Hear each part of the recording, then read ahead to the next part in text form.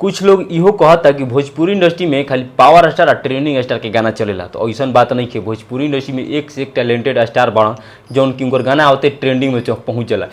और मिला ला पावर स्टार पवन सिंह के गाना इल बार, ट्रेंडिंग स्टार खेसारी लाल यादव के गाइल बार। खेसारी लाल के गाना में ऑसलेटी करला, पवन सिंह के गाना का नाम हो सड़िया बुलुकिया, लेकिन दोनों कलाकार के गाना ट्रेंडिंग में नहीं खेला। ट्रेंडिंग में केकर गाना आ गइल बा जेकर तू सोच ना सकिल उकर गाना आ गइल बा।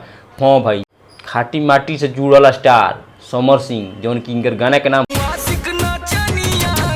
नचनिया के नाच बहुत लाजवाब शानदार गाना बा। म्यूजिक सेक्शन में 24 नंबर पर ट्रेंड करता समर सिंह के गाना।